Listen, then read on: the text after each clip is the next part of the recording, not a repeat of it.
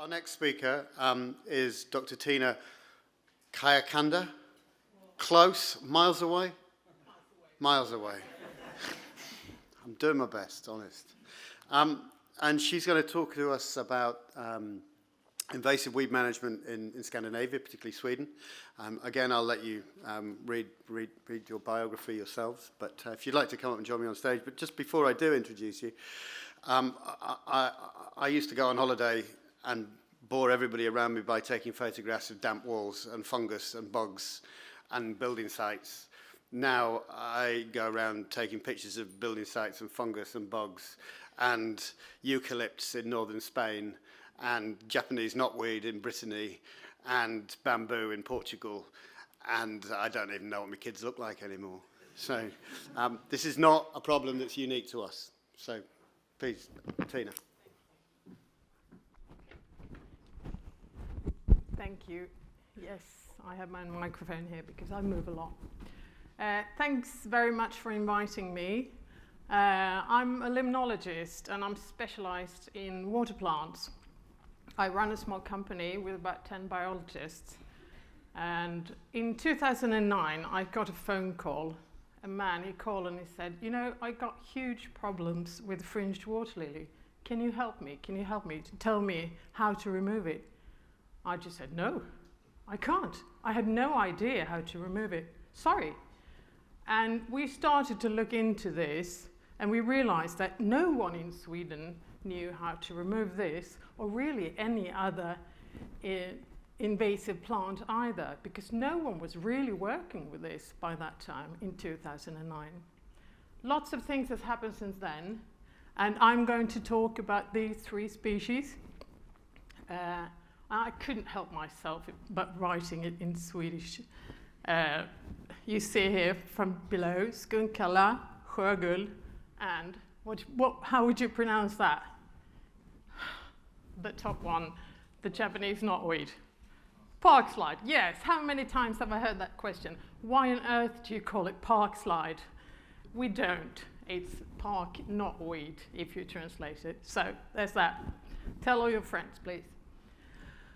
The species we do not call park slide, yes, as you know, it's not on the union list, and we are working on a national list.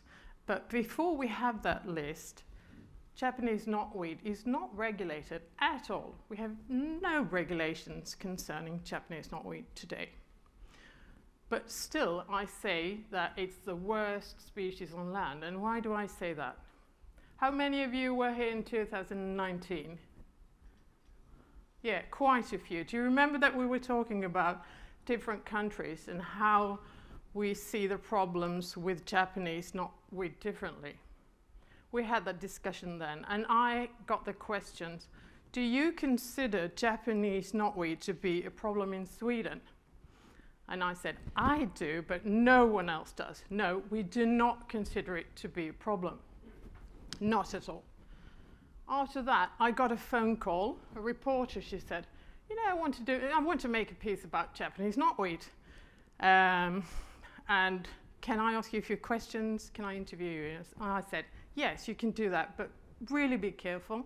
Please be careful not to frighten people. We need information. We do not want to scare them. And she said, I do. I really want to. I'm going to scare them, and then you can come along and try to calm them down. So this was really the first article.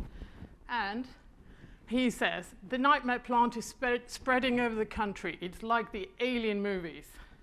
I just said, oh, thanks very much. Then it's my turn. So what happened was, I was naturally quoted way out of context. And the headline, my really good try to make people calm down, was this: the experts' alarm. This just mustn't happen. So there we were. After this, it was like hundreds and hundreds of articles. It was in the morning news. It was on the radio. It was just an explosion in media. And we've had this species for more than 100 years, but it was news. So what was the difference? Was there really a difference between 2019 and today in 2022? Well, I looked it up. This was the number of sites we had with Japanese knotweed in 2019. This is today. You see the difference. Maybe you see a small difference. Maybe we have more sites up north, or maybe it's just that people now have heard of it. They recognize it. They see it in the garden along the road, and they actually report it. This is from the Swedish Species Observation System. Anyone can really report a species and its location. But I mean, even if it's more well spread than it was in 2019, I think we can all agree that we had it in 2019. Yes, quite a bit too. But we didn't really see it as a problem. So media really addressed it. And then all of a sudden people said, I have it too. I have it in my garden. I can't get rid of it. But before that, no one really addressed it as a problem. What happened after this, that people just started digging like crazy.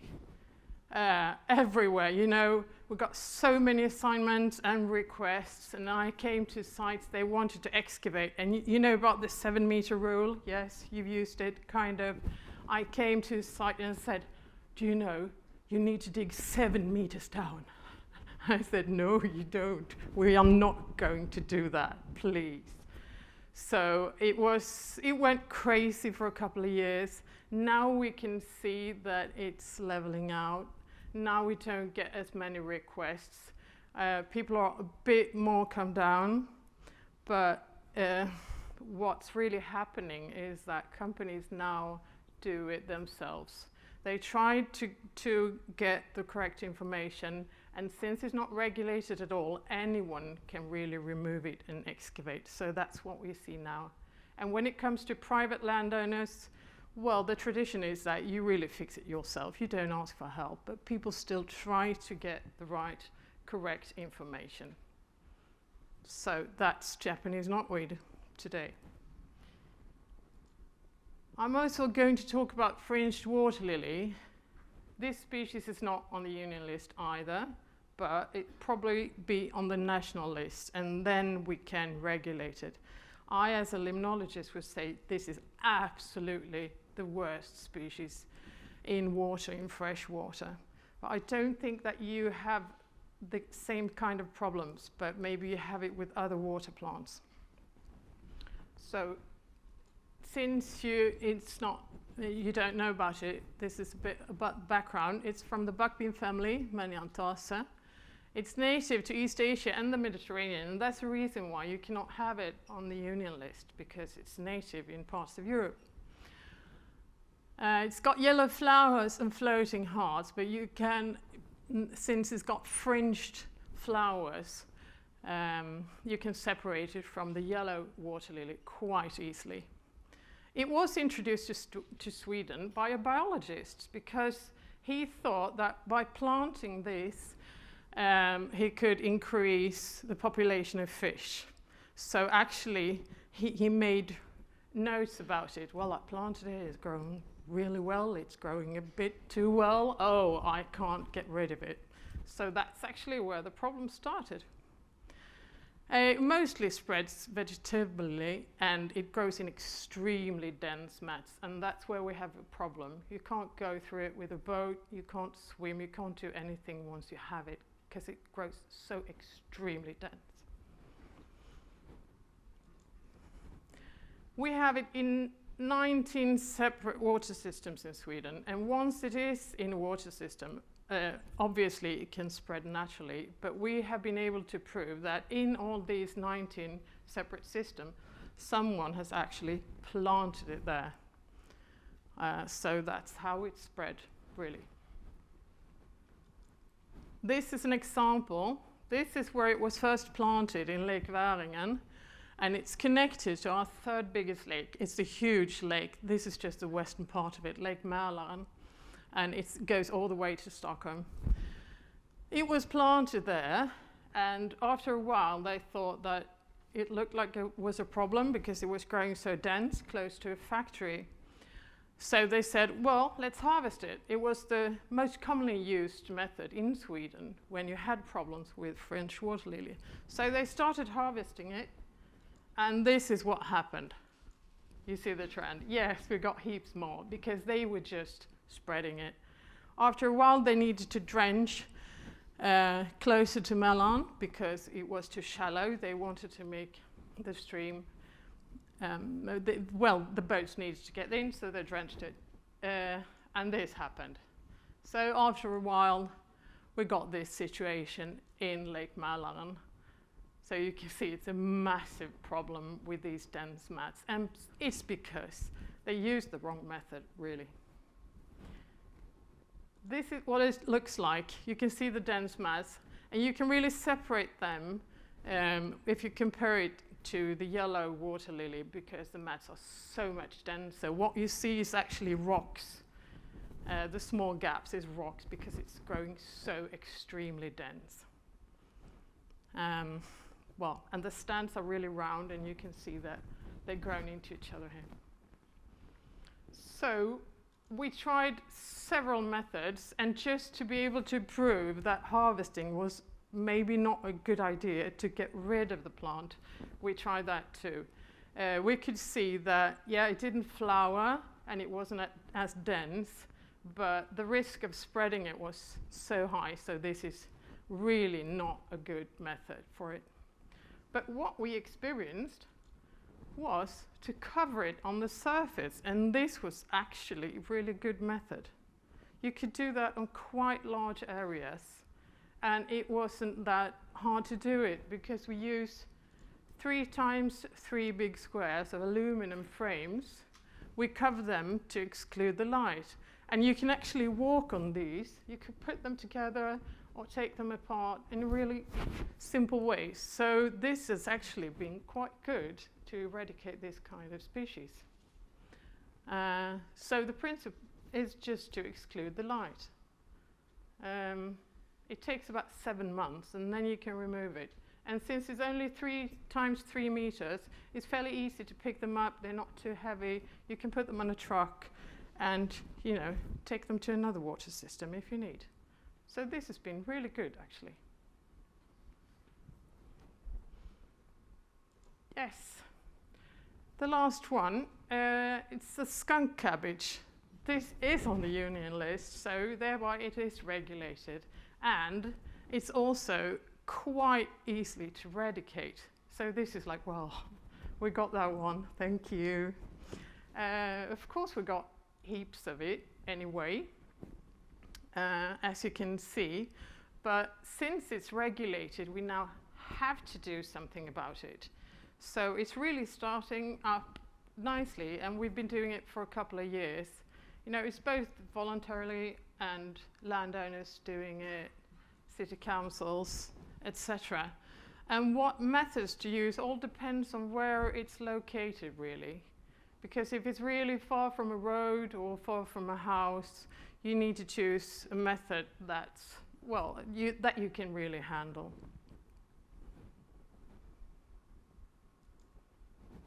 So what we do, you know, sometimes we got it along streams. We can have it for miles and miles and miles, and you can't really tell a landowner to get rid of all of it at once. So just picking seed pods, yeah, that's an easy way to just stop it from spreading to another landowner or downstreams. It's fairly easy. And before we had it regulated, you know, in Sweden it's allowed to go on somebody else's property and pick flowers, but it wasn't allowed to dig. So then we just went along the stream and picked the seed pods because that was allowed. But now they have to do it. Digging by hand, obviously, if you can't go there with an excavator, that's what you do. But it all depends. If it's really rocky or if it's really muddy, that can also be a problem. But excavation has been done. Using hot steam when that's available, if it's really rocky and you can't dig. It's been a good method too, but of course quite expensive. Cover with root barrier, or actually cover with a biodegradable textile. Yeah, that's also an alternative, so you don't need to remove it. But which method to use? Well, it all depends on how the stands look. Sometimes you have plants, you know, that it's like a square meter for one plant. Well, you can't cover that. Then you need to dig. But if you've got heaps and heaps of small plants, well, that's the only thing you could do, because you can't go around and dig over that kind of area because it's way too hard. What we realized, and what made me really happy the first time we were out, that you don't really need to dig all the roots up, because if you just dig it as far down as you can and then cover it with a bit of mud, or just excluding the light, then it won't grow back. So that was quite nice. So conclusions, since there are well, the lack of recommendations and best practice in Sweden, it is a problem. And if you compare it with you, well, the differences are huge, obviously. The problem we've had, you know, regulations, they come really late, or they don't come at all. So we really have to work on it before it's regulated. We really need to deal with it, and that's been quite hard. When it comes to invasive species, we haven't had any tradition of actually evaluating the methods. And like I said, harvesting, yes, we've been harvesting for years, and we just spread it. And it's like, do you still think it's a good method? Yeah, we didn't really think of that. Sorry. And a big difference between the UK and at home is that the cultural differences. We don't really have the tradition of contracting gardeners or experts, so people tend to do it themselves if they can. Yeah, I think we got the hang of it. We're going to do it ourselves. And we also don't use herbicides, even if we can, even if it's okay by the law. Most city council will say we don't use it. We just don't. So that's a huge difference. But before we have, you know, the best practice or the right methods, and before it's regulated, what really, I think, makes us keep on going is that there is a great willingness to do the right thing. Even if people, they don't have to remove Japanese knotweed, well, still they do. They don't sell a property unless they removed it. So that's what's really keeping us floating, I think. Okay, thank you.